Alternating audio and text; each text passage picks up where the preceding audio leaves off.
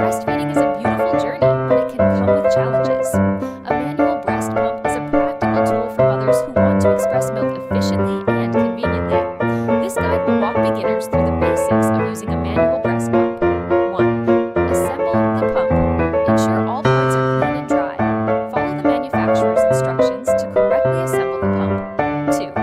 Find a comfortable position. Sit in a relaxed position with good back support. Place the flange over your breast, ensuring it forms a secure seal around the nipple. 3. Start pumping. Begin with gentle, rhythmic squeezes on the handle to stimulate letdown.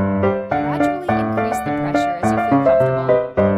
4. Switch breasts. Alternate between breasts every 10 to 15 minutes or as needed to ensure balanced milk expression. Remember, mere practice makes perfect. With time, using a manual breast pump will become easier and more effective. Always consult a lactation specialist for